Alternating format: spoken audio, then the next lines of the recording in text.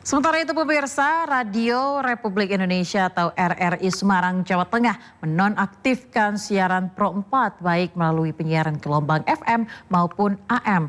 Pihak RRI membantah penutupan siaran Pro 4 adalah dampak dari pemangkasan anggaran 2025. Unggahan di media sosial ini mengejutkan banyak pihak, terutama pendengar setia radio di Semarang, Jawa Tengah. Radio Republik Indonesia RRI Semarang mengumumkan menonaktifkan siaran Pro 4, baik melalui pemancar AM maupun FM. Keputusan ini mengejutkan penggemar siaran Pro 4 RRI Semarang. Ya sebenarnya saya sih sangat kecewa. Itu programnya bagus sekali dan waktu saya masih muda itu senang sekali dengan RRI, terutama wayang. Muncul dugaan nonaktif pemancar Pro 4 ini adalah dampak dari efisiensi anggaran APBN 2025 yang ditetapkan Presiden Prabowo. Namun Kepala LPP RRI Semarang Atik Hindari membantah.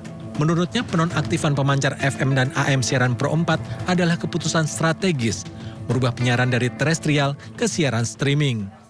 Sebenarnya ini sudah lama akan kami alihkan ke sana, digitalisasi, tetapi tanpa meninggalkan terestrial, tanpa meninggalkan kualitas yang ada gitu. Jadi kalau kita tidak mengikuti perkembangan zaman ini justru kami tertinggal nanti gitu. Hanya mungkin salah menarasikan mungkin ya teman-teman di bawah. Nonaktif siaran melalui pemancar AM dan FM telah dilakukan hari Senin kemarin.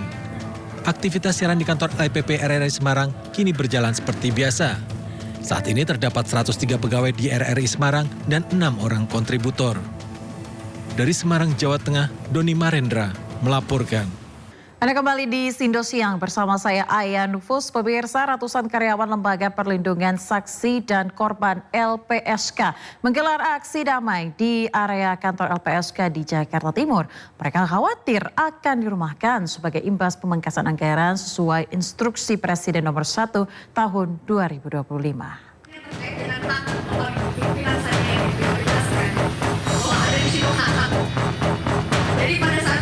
Ratusan karyawan LPSK menggelar aksi damai imbas pemangkasan anggaran yang bertempat di halaman parkir gedung LPSK Ciracas, Jakarta Timur pada Senin pagi. Aksi damai digelar dengan diskusi antara pegawai dan sejumlah pimpinan LPSK. Pegawai yang tergabung dalam aksi menilai pemangkasan anggaran bisa berdampak kepada operasional LPSK, termasuk kualitas perlindungan terhadap saksi dan korban.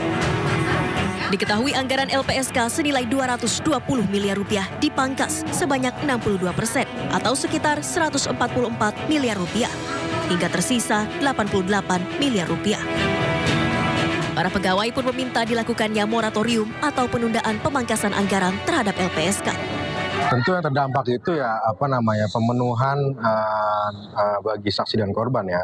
Ini perkiraan analisa kami sementara ini dengan anggaran yang sekitar 80 miliar tersebut mungkin hanya bertahan beberapa bulan, mungkin bisa hanya sampai bulan April atau Mei. Jadi dan itu tentu kan akan merugikan hak saksi dan korban ya dalam memberikan pelayanan dari LPSK. Sementara menurut pimpinan LPSK, pihaknya telah menyiapkan usulan efisiensi anggaran menyesuaikan kebutuhan lembaganya. Ya itu kan masukan dari beberapa serta pemikiran. Itu kan harus kita rapatkan, tidak bisa begitu. LPSK, pelayanan LPSK, apapun situasinya, apapun masalahnya harus tetap eksis demi hak saksi dan korban.